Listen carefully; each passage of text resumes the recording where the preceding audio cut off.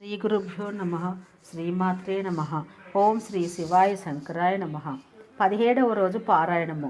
మళ్ళా చెబుతున్నాడు సూతుడు. పూర్వాధ్యాయంలో చెప్పినట్లు వ్యాసాయ విష్ణురూపాయ వ్యాసరూపాయ విష్ణవే నమో వై బ్రహ్మనిధయే వాసిష్ఠాయ నమో నమః. మళ్ళీ చెబుతున్నాడు సూతుడు.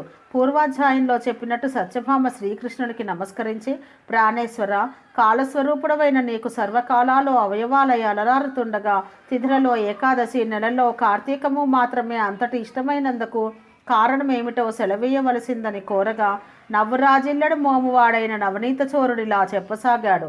సత్య, చక్కటి ప్రశ్న వేశావు. ఇది అందరూ కూడా తప్పనిసరిగా తెలుసుకోవలసిన విషయం. గతంలో పృథు చక్రవర్తి నారదుని ఇదే ప్రశ్న వేశాడు. అప్పుడు నారదుడు చెప్పిన దానినే ఇప్పుడు నీకు చెబుతాను విను. నారద ఉవాచ. పృథు చక్రవర్తితో నారదుడు చెబుతున్నాడు. సముద్రనందనుడైన శంభుడనే రాక్షసుడు త్రిలోక కంటకుడై సర్వదేవతాధికారాలను హస్తగతం చేసుకుని వారిని స్వర్గం నుంచి తరిమివేశాడు. పారిపోయిన దేవతలు తమ తమ భార్యా బంధువులతో సహా మేరుపర్వత గుహలలో తలదాచుకున్నారు. అయినా శంభుడికి తృప్తి కలగలేదు. పదవులు పోయినంత మాత్రాన పటుత్వాలు పోతాయా? పదవి లేనప్పుడే పునః దానిని సాధించుకోవడం కోసం తమ బలాన్ని పెంచుకుంటారు. ఆ రీత్యా వేదమంత్రాల వల్ల దేవతలు శక్తివంతులయ్యే అవకాశం ఉంది కనుక వేదాలను కూడా తన కైవసం చేసుకోవాలి అనుకున్నాడు. విష్ణువు యోగ నిద్రగతుడైన ఒకానొక వేళలో బ్రహ్మ నుండి వేదాలను ఆకర్షించాడు. కానీ యజ్ఞ మంత్ర బీజాలతో కూడిన వేదాలు శంఖుని చేతి నుంచి తప్పించుకొని ఉదకాలలో తలదాచుకున్నాయి. అది గుర్తించిన శంఖుడు సాగరంలో ప్రవేశించి వెతికాడు, కానీ వాటిని పసిగట్టలేకపోయాడు. అంతలోనే బ్రహ్మ పూజా ద్రవ్యాల్ని సమకూర్చుకుని మేరు గుహాలయ వాసులైన దేవతలందరినీ వెంట పెట్టుకుని వైకుంఠం చేరాడు. సమస్త దేవతానీకము కలిసి వివిధ నృత్య వాద్య గీత నామస్మరణాదులతోనూ ధూపదీప సుగంధ ద్రవ్యాదులతోనూ కోలాహలం చేస్తూ యోగ నిద్రాగతుడైన శ్రీహరిని మేల్కొలిపే ప్రయత్నాలు చేశారు. ఎట్టకేలకు నిద్రలేచిన ఆ శ్రీహరిని షోడశోపచారాలా పూజించి శరణు కోరారు దేవతలు. శరణాగతులైన సురతులను చూసి రమాపతి ఇలా అన్నాడు. మీరు చేసిన సర్వోపచారాలకు సంతోషించిన వాడై మీ పట్ల వరదుడినవుతున్నాను. ఈ కార్తీక శుద్ధ ఏకాదశి రోజున తెల్లవారుజామున నేను మేలుకొనే వరకు మీరు ఏ విధంగా అయితే సేవించారో అదే విధంగా ధూపదీప సుగంధ ద్రవ్యాదులు నృత్య గీత వాద్య నామస్మరణాదులతోనూ షోడశోపచారాలతోనూ కార్తీక శుద్ధ ఏకాదశి ప్రాతర్వేళ నన్ను సేవించే మానవులు నాకు ప్రియులై నా సాన్నిధ్యాన్ని పొందెదరుగాక. వాళ్ళ చేత నాకు ఇయ్యబడిన అర్ఘ్యపాద్యాదులన్నీ కూడా ఆయా భక్తుల సుఖసౌఖ్యాలకే కారణమగుగాక. ఇప్పుడు మంత్రబీజ సమాయుక్తాలైన వేదాలు ఉదకగతాలైనట్లే ప్రతి కార్తీక మాసంలోనూ కూడా వేదాలు జలాశ్రయాలై వర్ధిల్లునుగాక. నేనిప్పుడే మీనావతారుడినై సముద్ర ప్రవేశం చేసి శంఖుని సంహరించి వేదాల్ని కాపాడదునుగాక. ఇక నుంచి ఈ కార్తీక మాస ప్రాతర్వేళ మానవులచే చేయబడే నదీ స్నానం అవబృధ స్నానతుల్యమగుగాక. మరియు ఓ మహేంద్ర, కార్తీక వ్రతం ఆచరించిన వారందరినూ నేను వైకుంఠమును నీవు స్వర్గమును పాలించటం మనకు సహజమైనట్లుగా పుణ్యలోకములను పొందదగి ఉన్నారు. ఓ వరుణదేవ, కార్తీక వ్రతనిష్ఠుల కార్యాలకు విఘ్నాలు కలగకుండా చేసి పుత్ర పౌత్ర ధన కనక వస్తు వాహనాది సమస్త సంపదలు అందించు. ఓ కుబేర, ఏ కార్తీక వ్రతాచరణం వల్ల మానవులు నా యొక్క సారూప్యాన్ని పొంది జీవన్ముక్తులవుతున్నారో అటువంటి వాళ్ళందరికీ నువ్వు నా ఆజ్ఞానుసారంగా ధనధాన్య సమృద్ధి కలిగించాలి. ముక్కోటి దేవతలారా, ఎవరి కార్తీక వ్రతాన్ని జన్మవ్రతంగా భావించి విద్యుక్త విధానంగా ఆచరిస్తారో వాళ్ళు మీ అందరి చేత కూడా పూజించదగిన వారుగా తెలుసుకోండి. మేళతాళాలతో మంగళవాద్యాలతో మీరు నన్ను మేలుకొలిపిన ఈ ఏకాదశి నాకు అత్యంత ప్రీతికరమైనది. అందువలన కార్తీక వ్రత ఏకాదశి వ్రతాలని ఈ రెండింటినీ ఆచరించడం కన్నా నా సాన్నిధ్యాన్ని పొందేందుకు మరో దగ్గర దారి లేదని తెలుసుకోవాలి. తపోదాన యజ్ఞ తీర్థాదులన్నీ స్వర్గఫలాన్ని ఇయ్యగలవే కానీ నా వైకుంఠ పదాన్ని ఇయ్యలేవు సుమా. భగవానుడైన శ్రీ మహావిష్ణువు దేవతలకు అలా ఉపదేశించిన వాడై తత్క్షణమే మహా మత్స్య శాపకమై వింఛపర్వతం మందలి కశ్యపుని దోసిలి జలాలలో తోచాడు. కశ్యపుడు ఆ చేపపిల్లను తమ కమండలంలో ఉంచాడు. మరుక్షణమే ఆ మీనపు కూన పెరిగిపోవడం వలన దాన్ని ఒక నూతిలో ఉంచాడు. రెప్పపాటు కాలంలోనే అసఫరీ శిశువు నూతిని మించి ఎదిగిపోవడం వల్ల కశ్యపుడు దాన్ని తెచ్చి ఒక సరస్సులో ఉంచాడు. కానీ విష్ణుమీనం సరస్సును కూడా అధిగమించడంతో దానిని సముద్రంలో వదలవలసి వచ్చింది.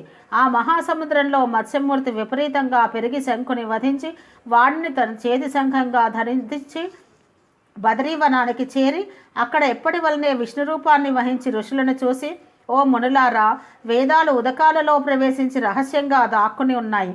మీరు వెళ్ళి జలాంతర్గాములైన ఆ వేదాలను వెతికి తీసుకురండి. నేను దేవగణ సమాయుక్తుడని ప్రయాగలో ఉంటాను అని చెప్పాడు. విష్ణువాజ్ఞను శిరసాధరించిన ఋషులు సముద్రంలోకి వెళ్ళి యజ్ఞ బీజాలతో కూడి ఉన్న వేదాన్వేషణ ఆరంభించారు. ఓ పృథు మహారాజా, ఆ వేదాలలో నుంచి ఆ ఋషులకు ఎవరికెంత లభ్యమైందో అది వారి శాఖ అయినది. తదాదిగా ఆయా శాఖలకు వారు ఋషులుగా ప్రభాసించారు. అనంతరం వేదయుతులై ప్రయాగయందున్న విష్ణువును చేరి వేదాలను తెచ్చామని చెప్పారు. విష్ణువాజ్ఞపై ఆ సమస్త వేదాలను స్వీకరించిన బ్రహ్మ ఆ శుభవేళను పురస్కరించుకుని దేవతలలోనూ ఋషులతోనూ కూడినవాడై అశ్వమేధ యాగాన్ని ఆచరించాడు. యజ్ఞానంతరం గరుడు సమస్త దేవగంధర్వ యక్ష పన్నగ గుహ్యకాదులందరూ కూడి శ్రీహరిని ఇలా ప్రార్థించారు. ఓ దేవాదిదేవ జగన్నాయక, మా విన్నపాలు విను. అత్యంత సంతోషదాయకమైన ఈ సమయంలో మాకు వరప్రదాతవై మమ్మల్ని కాపాడు. హే లక్ష్మీనాథ, నీ అనుగ్రహం వల్లనే బ్రహ్మ తాను నష్టపోయిన వేదాలను ఈ స్థలంలో పొందగలిగాడు. నీ సమక్షంలో మేమందరము యజ్ఞంలోని హవిర్భాగాలు పొందాము. కాబట్టి నీ దయ వలన ఈ చోటు భూలోకంలో సర్వశ్రేష్టమైనది, నిత్యము పుణ్యవర్ధకమైనది, ఇహపర సాధకమైనదిగా అగుగాక. అదేవిధంగా ఈ కాలం మహాపుణ్యవంతమైనది, బ్రహ్మహత్యాది పాతకాలను సైతం తొలగించేది, అక్షయ ఫలకరమైనది అయ్యేటట్టుగా కూడా వరాన్ని అనుగ్రహించు.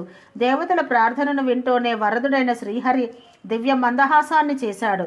దైత్యాది దేవతలారా, మీ అభిప్రాయం నాకు సమ్మతమైంది. మీ వాంఛితం ప్రకారమే ఇది పుణ్యక్షేత్రమగుగాక. ఇక నుంచి బ్రహ్మక్షేత్రం అనే పేర ప్రఖ్యాతి వహించుగాక. అనతి కాలంలోనే సూర్యవంశీయుడైన భగీరథుడు ఈ క్షేత్రానికి గంగని తీసుకువస్తాడు. ఆ గంగా సూర్య సుత అయిన కాళింది ఆ పుణ్యస్థలిలోనే సంగమిస్తాయి. బ్రహ్మాదులైన మీరందరూ నాతో కూడుకున్నవారై ఈ తావుననే సుస్థితులయ్యెదురుగాక. ఇది తీర్థరాజముగా ఖ్యాతి వహించుగాక. ఈ నెలవునందు ఆచరించే జప తపో వ్రత యజ్ఞ హోమ అర్చనాదులు అనంత పుణ్య ఫలదాలై నా సాన్నిధ్యమును అందించుగాక. అనేక జన్మకృతాలైన బ్రహ్మహత్యాది ఘోరపాతకాలు సహితం ఈ క్షేత్ర దర్శనం మాత్రమే చేతనే నశించిపోతాయి.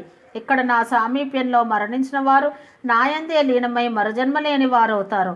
ఎవరైతే ఈ తీర్థంలో స్థిరచిత్తులై పితృకర్మలను ఆచరిస్తారో వాళ్ళ పితరులు నా సారూప్యాన్ని పొందుతారు. ఈ కాలం సర్వదా పుణ్యఫలాన్ని ఇస్తుంది. సూర్యుడు మకరమందుండగా ప్రాతస్నానం చేసిన వాళ్ళని చూసినంత మాత్రం చేతనే సామాన్య దోషాలన్నీ సమసిపోతాయి. వాళ్ళకి నేను క్రమంగా సాలోక్యం, సామీప్యం, సారూప్యం, సాయుధ్యాలను ప్రసాదిస్తాను. ఓ ఋషులారా, శ్రద్ధాళువులై వినండి. నేను సర్వకాల సర్వావస్థలలోనూ కూడా ఈ బద్రీవన మధ్యంలోనే విడిది చేసి ఉంటాను. ఇతరేతర క్షేత్రాలలో సంవత్సరాలుగా తపస్సు చేయడం వల్ల ఏ ఫలం కలుగుతుందో ఆ ఫలాన్ని ఈ క్షేత్రంలో ఒక్కరోజు తపస్సుతోనే పొందవచ్చు. ఈ తీర్థ దర్శనం మాత్రం చేతనే సర్వులు తమ పాపాలను పోగొట్టుకున్నవారే జీవన్ముక్తులవుతారు. శ్రీ మహావిష్ణువు ఈ విధంగా దేవతలకు వరప్రదానం చేసి బ్రహ్మతో కలిసి అంతర్హితుడయ్యాడు. ఇంద్రాదులందరూ కూడా తమ తమ అంశలను ఆ క్షేత్రంలో విడిచి తాము కూడా అదృశ్యులయ్యారు. ఓ పృథు నృపాల, ఆ బదరీవన యాత్రా దర్శనాదుల చేత మానవులు ఎంతటి పుణ్యాన్ని పొందగలరో అంతటి పుణ్యాన్ని కూడా ఈ కథా శ్రవణ మాత్రం చేతనే పొందగలరయ్యా అని చెప్పి ఆగాడు నారదుడు. 17వ రోజు పారాయణం సమాప్తము. ఓం సహనావవతు సహనౌ భునత్తు సహ వీర్యం కరవావహై తేజస్వినావధీతమస్తు మా విద్విషావహై. ఓం శాంతి శాంతి శాంతి.